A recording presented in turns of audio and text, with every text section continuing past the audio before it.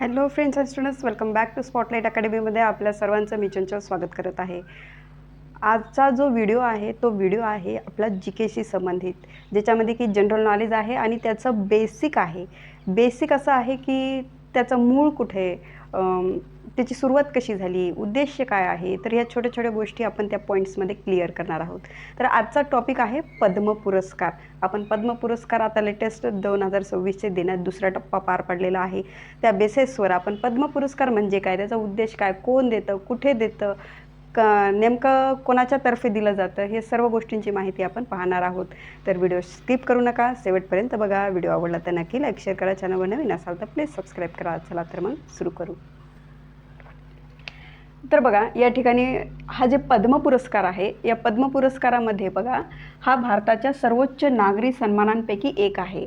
मग भारताचे सर्वोच्च नागरी सन्मान किती आहेत, तर तुम्हाला माहीत असेल तर नक्की आपल्या कमेंट बॉक्समध्ये कमेंट करून सांगा. ओके. तर बघा, हा जो पद्म पुरस्कार आहे तो कोणकोणत्या क्षेत्रात दिला जातो, तर कला, साहित्य, शिक्षण, क्रीडा, वैद्यकीय, सामाजिक कार्य, विज्ञान इत्यादी विविध क्षेत्रात उल्लेखनीय काम करणाऱ्या व्यक्तींना हा पुरस्कार दिला जातो. ओके. मग हा पुरस्कार कोणाकडून दिला जातो, तर हा पुरस्कार केंद्र सरकारतर्फे देण्यात येतो.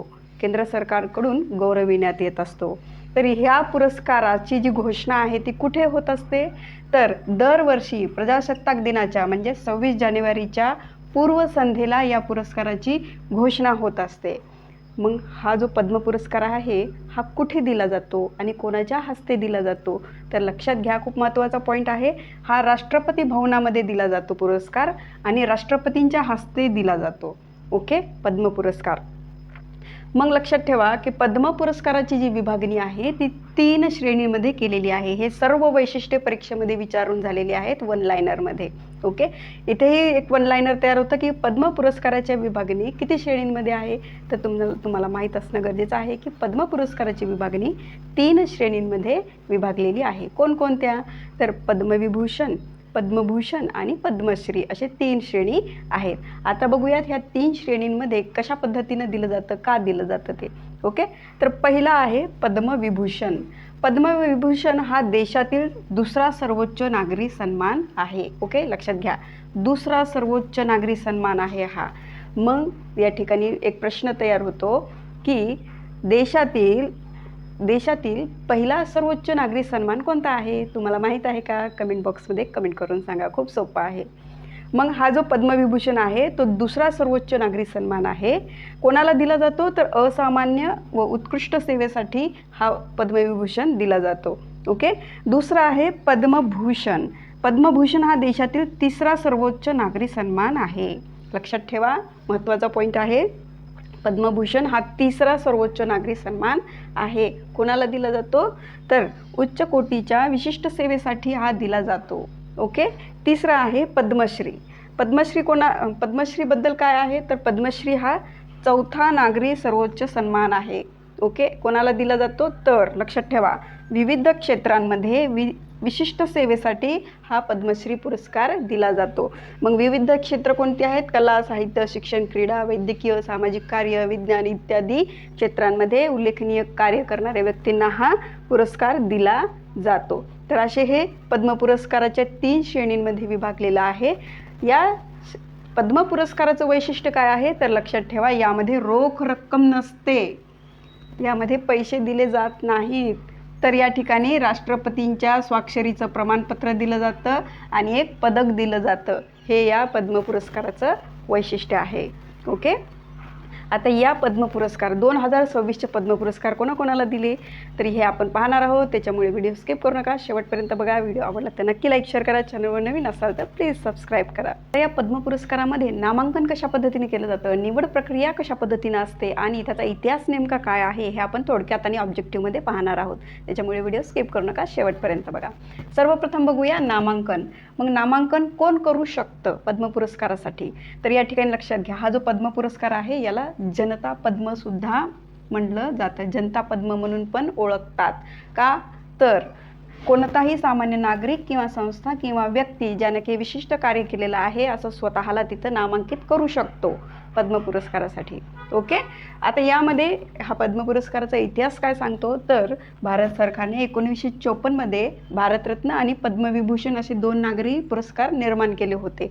पण त्यामध्ये पद्म पुरस्काराचे 3 वर्गामध्ये विभागणी केली, जी की आपण बघितली. कोणकोणती आहे तर ही 8 जानेवारी 1955मध्ये, लक्षात घ्या 1954 इथे 1955 राष्ट्रपतीच्या अधिसूचनेद्वारे 3 वर्गामध्ये विभागणी केली. पद्मविभूषण, पद्मभूषण आणि पद्मश्री अशी ते नावे देण्यात आली. ओके. आता ही जी निवड प्रक्रिया आहे ही नेमकं कोण करतं या पुरस्कारासाठी? जी नामांकन आहे, ती जी नावं आहेत ती निवडली जातात, ती कोणाकडून निवडली जातात? तर इथे पहा, खूप महत्त्वाचा पॉईंट आहे की ही जी निवड प्रक्रिया आहे ही पंतप्रधानांकडून एक समिती नियुक्त केली जाते आणि या समितीला एक नाव आहे पद्म पुरस्कार समिती असं नाव दिलेलं आहे. आता ही समिती काय करते? या समितीवर मंत्रिमंडळ सचिव समितीचे प्रमुख असतात. पद्म पुरस्कार समितीचे प्रमुख कोण असतात तर मंत्रिमंडळ सचिव, कॅबिनेट मंत्री. ओके. नंतर गृह सचिव आणि राष्ट्रपतीचे सचिव आणि इतर 5 व्यक्ती जे की नामांकित व्यक्ती आहेत ते या समितीवर त्यांची नियुक्ती केली जाते. मग ही समिती काय करते?